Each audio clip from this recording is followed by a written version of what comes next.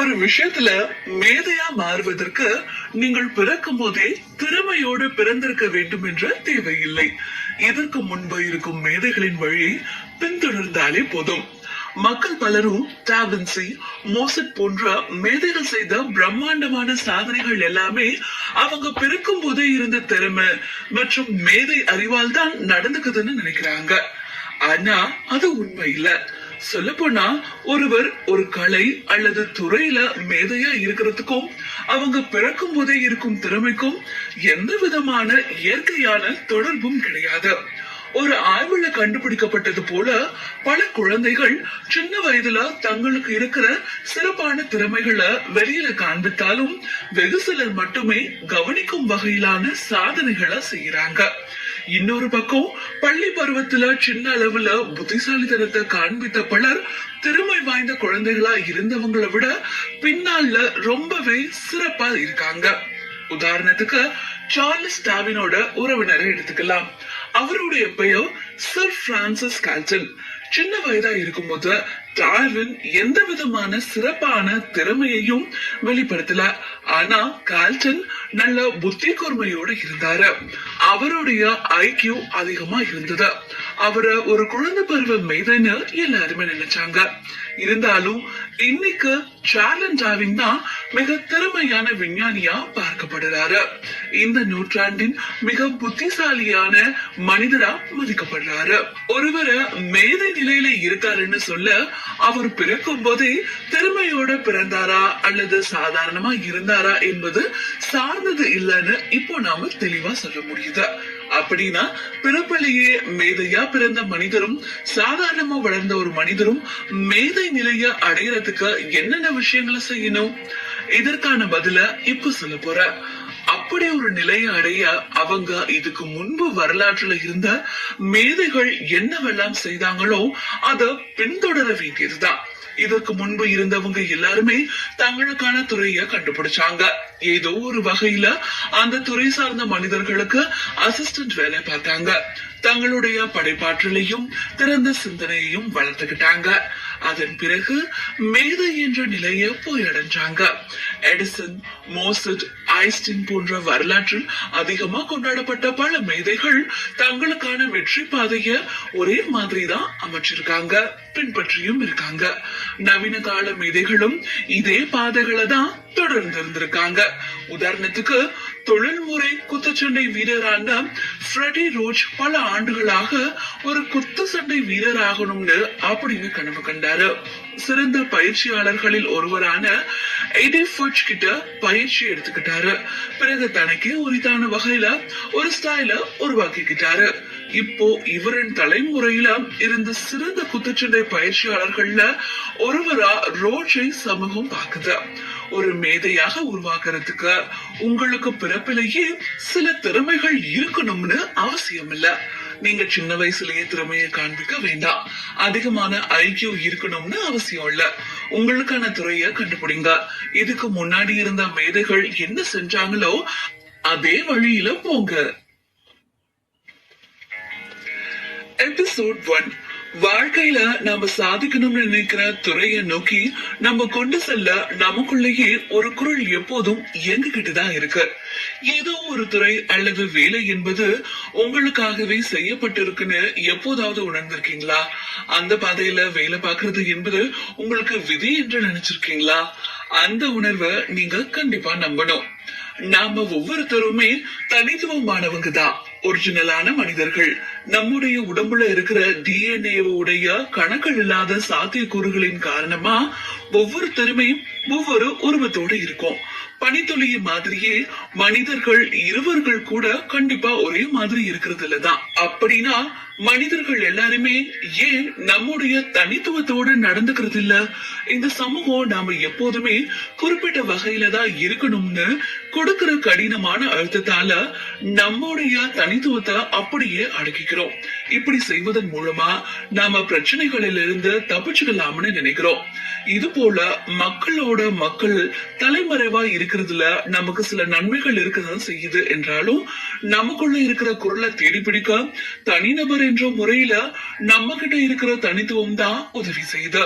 சொல்ல போனா வரலாற்றுல இருந்த பல மேதைகளுக்கும் தனக்கான எல்லா விஷயங்களும் சரியான இடத்துல சென்று சேர்ந்த போது திடீரென ஒரு தெளிவு கிடைச்சது. அவர்கள பல பேர் வாழ்க்கை முழுக்க அத உணர்ந்திருக்காங்க. ஒரு குறிப்பிட்ட துறையை நோக்கி அந்த சக்தி அவங்கள கூட்டிட்டு போச்சு. டாவின்சியோட வாழ்க்கையில அப்படிப்பட்ட சிறப்பான தருணம் என்பது அவங்க அப்பாவிடமிருந்து சில காகிதங்களை திருடிட்டு போய் தன்னுடைய கற்பனைகளையும் காட்டில இருந்த மிருகங்களையும் வரைஞ்ச போது கிடைச்சது. மற்றவர்களும் அந்த தருணம் என்பது அவங்களுக்குள்ள கேட்கிற குரலா தெரிஞ்சது. ரொம்ப தீவிரமா கிறிஸ்தவ மதத்தை பின்பற்றி வருகிற நபர்கள் தங்களுக்கு கடவுளின் குரல் கேட்பதாகவும் குறிப்பிட்ட ஒரு வேலையை செய்து முடிக்க வாழ்க்கையின் பயணத்தை பயன்படுத்த சொல்லி அதில் சொல்லப்படுவதாகவும் சொல்வத இதற்கான உதாரணமா நாம புரிஞ்சுக்கலாம். கூட்டத்தோட இணைஞ்சு வாழ்வதற்கான உங்களுடைய ஆற்றலை பயன்படுத்துவதற்கு பதிலா நீங்க தனித்துவமான மனிதர் என்பதை ஏற்றுக்கொள்ளுங்க.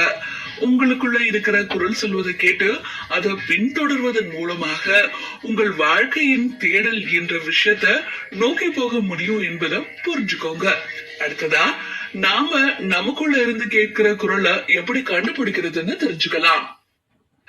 எபிசோட் 2. புது துறையில உங்களுடைய இலக்கு என்பது பணம் சேர்ப்பதுக்காகவோ வெற்றியை பார்க்கணும்னோ இருக்கக்கூடாது. முடிஞ்ச வரைக்கும் தெரிஞ்சுக்கணும் என்பதோட இருக்கணும். பொதுவா மனிதர்கள் ஒரு துறைக்குள்ள நுழைய முயற்சி செய்யறாங்க அப்படின்னா அது பயிற்சி வகுப்பா இருக்கட்டும் அல்லது முதல் வேலையா இருக்கட்டும், எப்படி இருந்தாலும் அவங்க பொதுவாகவே அதுல இருக்கிற மரியாதையான பதவி அல்லது நல்ல சம்பளம் கொடுக்கக்கூடிய வேலை நிலையை தான் பார்ப்பாங்க.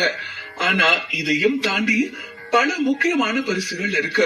முதல்ல உங்களுக்கு கிடைக்கிற வேலையில நல்ல சம்பளம் கிடைக்கலனாலும் அது உங்களுக்கு தேவையான கத்துக்கிற வாய்ப்பு கொடுக்குது.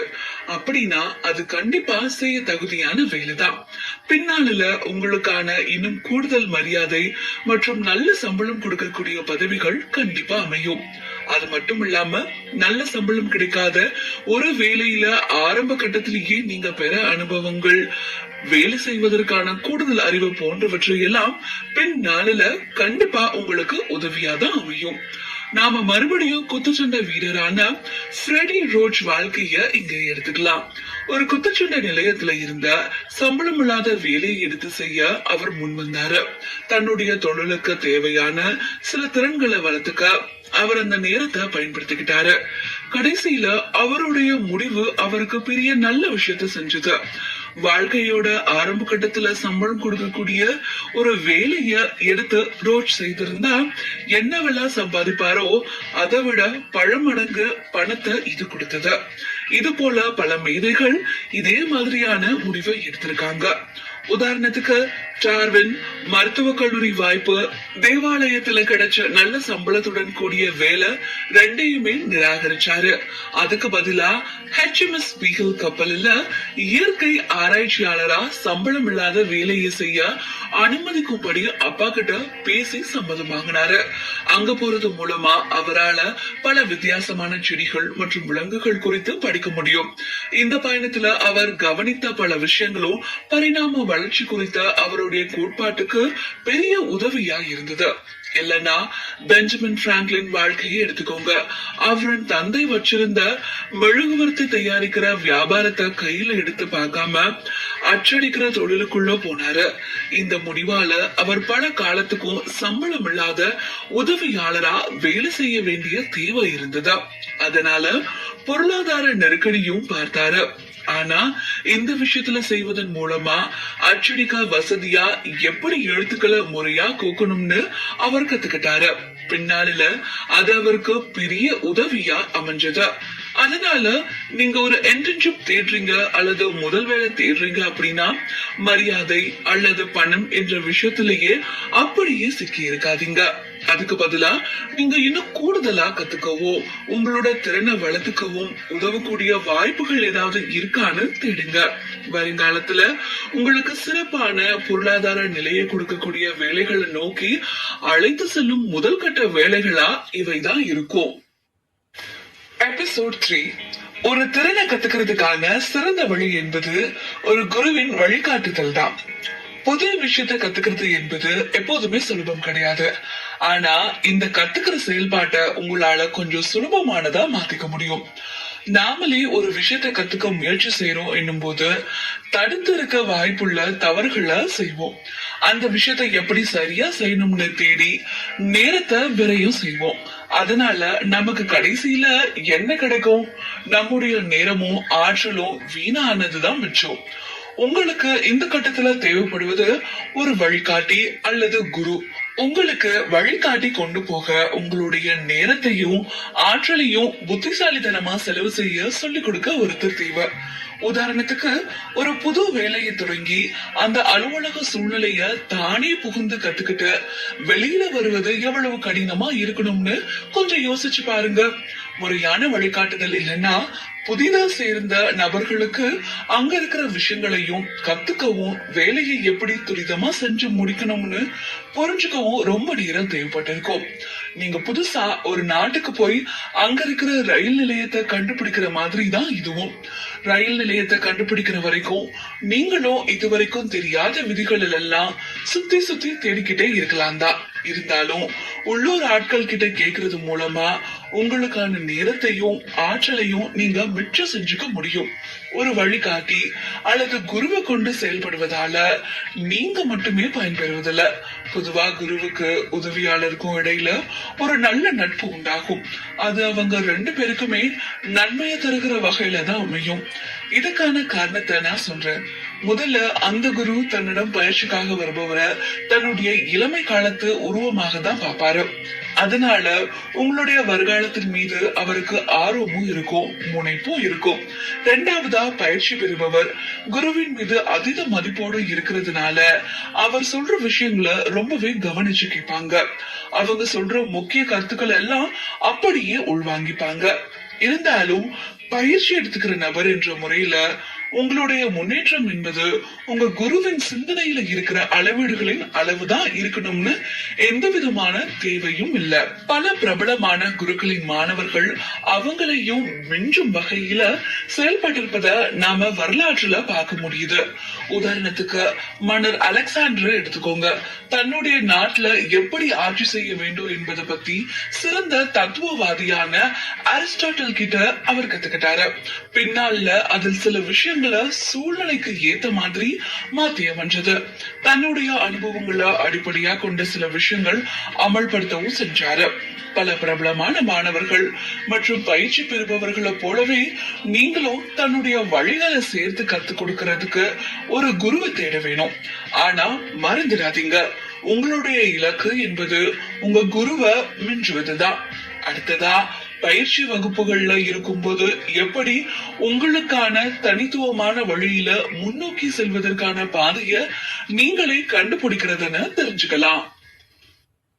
எபிசோட் 4. உங்களுடைய பயிற்சி காலம் முடிஞ்ச பிறகு புதிதாக கண்டறிகிற வகையில யோசிப்பதற்கான தைரியத்தையும் இதுவரைக்கும் நீங்க படிச்சு தெரிஞ்சு கொண்ட விதிமுறைகளுக்கே சவால் வைக்கிற வகையில சிந்திக்கிற தைரியத்தையும் பெற்றவரா இருக்கணும். உங்களுடைய பயிற்சி காலத்துல நீங்க துறை சார்ந்த பல முக்கியமான அம்சங்கள் மற்றும் வழித்தடங்கள் குறித்து படிச்சிருப்பீங்க. ஆனா நீங்க வாழ்க்கை முழுவதும் ஒரு பயிற்சி மாணவராகவே இருந்துட முடியாது. அப்படின்னா இப்போ என்ன செய்யணும்? இயற்கையாவே உங்களுக்குள்ள இருக்கிற அச்சம் இல்லாத திறந்த குணம் கொண்ட சிந்தனையை மீட்டெடுக்க வேண்டிய நேரம் வந்துடுச்சு. குழந்தையா இருக்கும்போது நாம எல்லாருமே நல்ல சுதந்திரமா யோசிக்கிறவங்களா இருந்தோம், விதிமுறைகளை உடைப்பவங்களா இருந்தோம். ஒரு குழந்தையின் மூளை என்பது திறந்த வெளியா இருக்கு, எல்லாமே சாத்தியமான ஒரு விஷயம் தானு அவங்க நம்புறாங்க. எதையுமே சாதாரணமா எடுத்துக்க மாட்டாங்க. அதனாலதான் அவ்வளவு கேள்விகள் கேக்குறாங்க. ஏன் வானம் நீல நிறத்துல இருக்கு? அந்த கண்ணாடியில என்ன பாக்குற நபர் யாரு? இது போன்ற கேள்விகள் எல்லாம் இதனாலதான் வருது. குழந்தைகள் கற்பனையின் வர எல்லா உயிரினத்தையும் நம்புறாங்க, மாயாஜால கதைகளை நம்புறாங்க.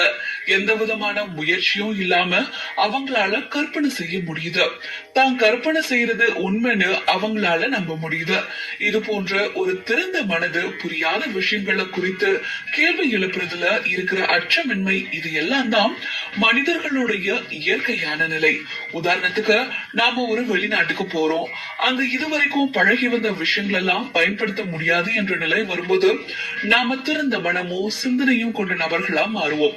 வயதுல பெரியவரா இருக்கும்போது நம்மால குழந்தைகள் இந்த உலகத்தை எப்படி பாக்குறாங்களோ அப்படி பார்க்க முடியாது என்பதுதான் பயணங்கள் செய்வதில் இருக்கிற மகிழ்ச்சியான விஷயங்கள ஒன்றாயிருக்கு.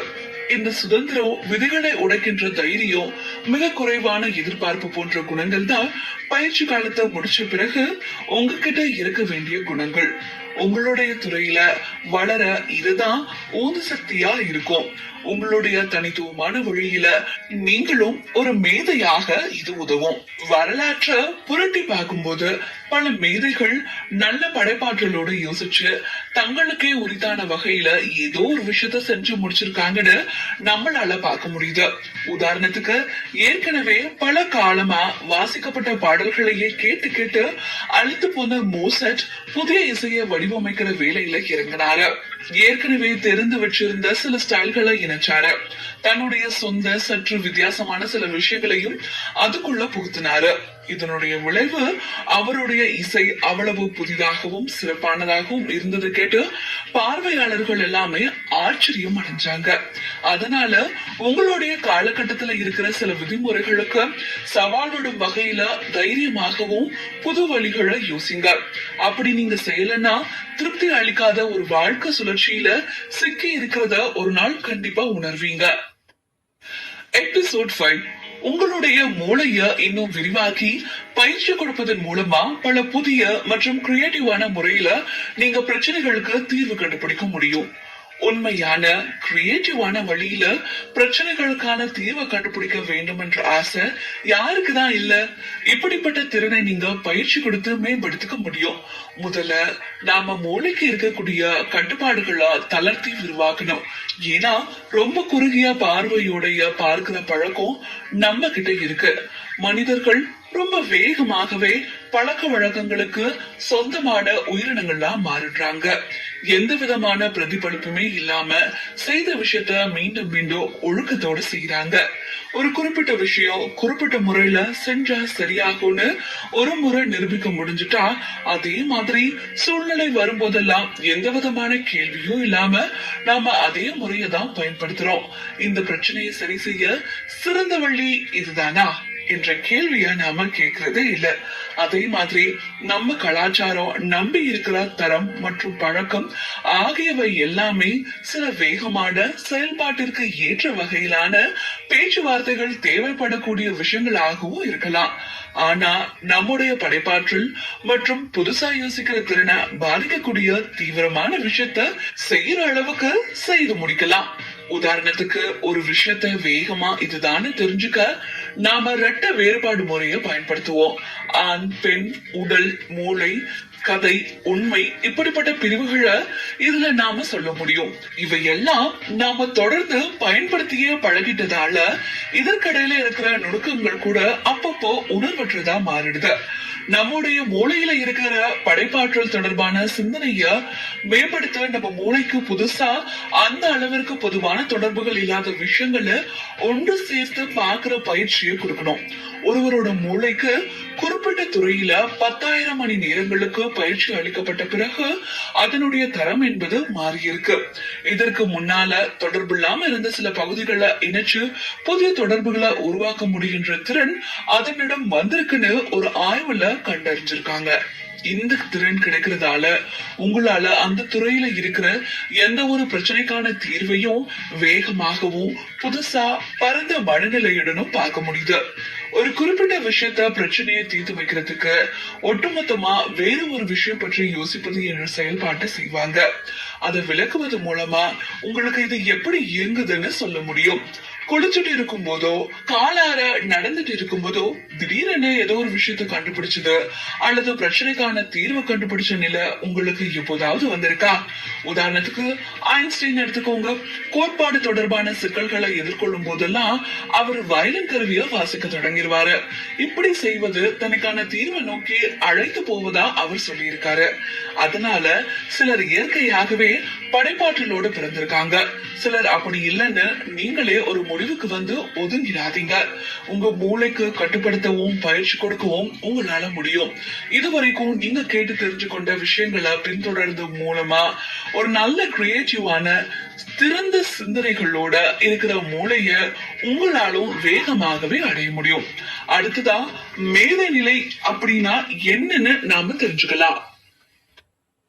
எபிசோட் 6 மேதை நிலை என்றால் என்ன? ஒரு திறன் உங்களுக்குள்ள தான் இயங்கி நிலைக்கு வரும் வரைக்கும் பயிற்சி எடுப்பது. அப்படி செய்யும் போது உங்களுடைய உடலும் சிந்தனையும் ஒருமுகமாகி இயங்கும். அடுத்தது இருக்கிற பெரிய விஷயங்கள் மீது கவனம் செலுத்த தேவையான உங்களுக்கான இடத்தை அது கொடுக்கும். சரி, இந்த மேதை நிலைனா என்னது? நிறைய அழுத்தம் கொண்ட சூழ்நிலையில நீங்களும் இந்த நிலைய கண்டிப்பா உணர்ந்திருப்பீங்க. உங்க மூளை சொல்ற வேலைய உங்க உடல் தானாகவே உடனடியா செய்யும். இது அந்த சூழ்நிலையில இருக்கிற சின்ன சின்ன விஷயங்கள் மேல மட்டும் கவனம் செலுத்தாம ஒரு மேதைய அங்க இருக்கிற முழு நிலைமைய பார்க்க வைக்குது. பல மேதைகளும் இந்த வார்த்தைக்கு இப்படியான விளக்கத்தை தான் கொடுக்கறாங்க. உதாரணத்துக்கு சதுரங்க மேதையாத பாபி ஃபிஷ்டரை எடுத்துப்போம். சதுரங்கத்துல இருக்கிற அவரின் அடுத்த நகர்வுகளை மட்டும் பார்க்காம காய்களை நகர்த்துவது என்பது ஒரு ஆற்றல் உள்ள பகுதியில கடந்து செல்வது போலன்னு பார்த்தாரு. இப்படி பார்த்ததால ஒரு சதுரங்க விளையாட்டை எப்படியெல்லாம் ஆட முடியும் என்பதற்கான வழிகள் அவருக்கு தெரிஞ்சது. அதே மாதிரிதான் பியானோ கருவிய வாசிச்ச கலைஞரான கிளான் கவுல்ட் செயல்பாடும் தன்னிடம் கொடுக்கப்பட்ட இசையில இப்போ எந்த கட்டத்துல வாசிக்கிறாரோ அந்த பகுதியை மட்டும் பார்க்காம அவரு அந்த முழு இசையும் எப்படி கட்டமைக்கப்பட்டிருக்குன்னு பார்த்தாரு. இப்படி செய்ய முடிஞ்சதால அவர் வாசிச்ச இசையினுடைய பல்வேறு பகுதிகள்ல முறையே ஒருங்கிணைன்றி செயல்படுற திறனை அவர் வளர்த்து கொள்ள இந்த சூழ்நிலை அவருக்கு இலகுவான சூழ்நிலையை உருவாக்கி கொடுத்தது. தன்னுடைய மூளைக்கும் உடலுக்கும் இடையில ஒரு தானியங்கி தொடர்பு நிலையை உருவாக்கி கொண்டதால மாஸ்டர்களால இது செய்ய முடியுது. இப்படிப்பட்ட தொடர்பு என்பது இயற்கையாவே நமக்குள்ள ரொம்ப ஆழமா பதியப்பட்டிருக்கு. சொல்ல போனா எல்லா மிருகங்களின் மூளை சார்ந்த முடிவுகள் மற்றும் உடல் சார்ந்த செயல்பாடுகள் என்பது ஒரே மாதிரி தான் இருக்கும். உதாரணத்துக்கு எந்த வினாடியில ஒரு தேனி உங்களை குட்டணும்னு முடிவு செய்து அந்த வினாடி அதை செஞ்சிடும். தன்னுடைய மூளை என்ன சொல்லுதோ அதுக்கு தேனி எதிர்வினை செய்யுது. அதனுடைய நரம்பு மண்டலங்கள் உடல் செய்ய வேண்டிய கட்டளைய சொல்லுது. இதுல நிறுத்தி நிதானமா யோசிக்க பிரதிபலிக்க எல்லாம் எதுவுமே இல்ல. ஒரு கோட்பாட்டின்படி நம்முடைய மூதாதையர்களும் மூளை என்ற உடலுக்கு இடையில எந்த விதமான பிரிவையும் வைக்காம தான் இருந்திருக்காங்க. சுருக்கி சிந்திக்கின்ற திறனை மேம்படுத்தி கொண்ட பிறகுதான் நமக்கு இந்த பிரிவு என்பது ஏற்பட்டிருக்கு. இதுதான் நம்முடைய சில உடனடியான வருகின்ற எதிர்வினைகளை கட்டுப்படுத்தி அடக்குவதற்கு உதவி செய்யுது.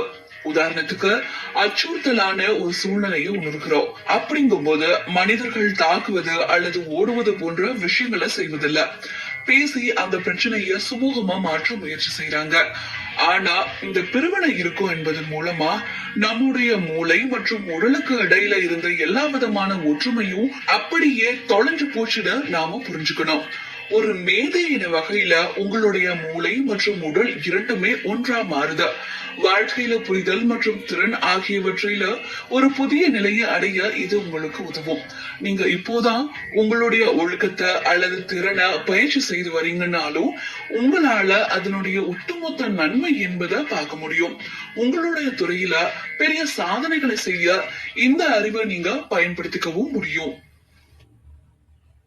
கன்க்ளூஷன்: வாழ்க்கையில மேதை நிலையை அடைய வேண்டும்னா உங்களுக்குள்ள இருக்கிற அந்த குரல், அந்த அழைப்பை நீங்களே தேடி கண்டுபிடித்தாக வேண்டும். உங்களுடைய பயிற்சி காலத்தின் போது குருவிடம் நிறைய முக்கியமான விஷயங்களை படியுங்க, கத்துக்கோங்க. கடைசியா சுதந்திரமா படைப்பாற்றலோடு சிந்திக்கிற ஒரு சிந்தனை முறைய மேம்படுத்திக்கோங்க.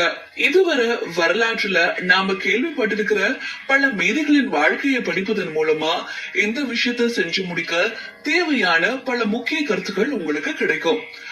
மேதை என்ற நிலைய அடைய முடியும். ஒரு விஷயத்துல மேதையா மாறுவதற்கு நீங்க பிறக்கும் போதே திறமையோடு பிறந்திருக்க வேண்டும் என்று தேவையில்லை. இதுக்கு முன்பு இருக்கும் மேதைகளின் வழிய பின்தொடர்ந்தாலே போதும். வாழ்க்கையில நாம சந்திக்கணும்னு நினைக்கிற துறையை நோக்கி நாம கொண்டு செல்ல நமக்குள்ள இருக்கக்கூடிய ஒரு குரலை எப்போதும் இயங்கிக்கிட்டு தான் இருக்க. எது நல்ல பயிற்சி காலம், புது துறையில உங்களுடைய இலக்கு என்பது பணம் சேர்ப்பதாகவோ வெற்றியை பார்க்கணும்னோ இருக்கக்கூடாது. முடிஞ்ச வரைக்கும் தெரிஞ்சுக்கணும் என்பதோட இருக்கணும். ஒரு திறனை கத்துக்கிறதுக்கான சிறந்த வழி என்பது குருவின் வழிகாட்டுதலா இருக்கணும். அடுத்து, மேத நிலையில படைப்பாற்றலோட சிந்திக்கிற திறனை அடைவது எப்படி? உங்களுடைய பயிற்சி காலம் முடிஞ்ச பிறகு புதிதா கண்டறிகிற வகையில யோசிப்பதற்கான தைரியத்தையும், இதுவரைக்கும் நீங்க படிச்சு தெரிஞ்சு கொண்ட விதிமுறைகளுக்கு சவால் வைக்கிற வகையில சிந்திக்கிற தைரியத்தையும் பெற்றவரா இருக்கணும். உங்களுடைய மூளைய இன்னும் விரிவாக்கி பயிற்சி கொடுப்பதன் மூலமா பல புதிய மாற்றம், கிரியேட்டிவான முறையில நீங்க பிரச்சனைகளுக்கு தீர்வு கண்டுபிடிக்க முடியும். மேதை நிலை என்றால் என்ன? மேதை நிலை என்றால் ஒரு திறன் உங்களுக்குள்ள தான் இயங்கி நிலைக்கு வரும் வரைக்கும் பயிற்சி எடுப்பது. அப்படி செய்யும் போது உங்களுடைய உடலும் சிந்தனையும் ஒருமுகமாகி இயங்கும். அடுத்து இருக்கிற பெரிய விஷயங்கள் மீது கவனம் செலுத்த தேவையான உங்களுக்கான இடத்தை அது கொடுக்கும்.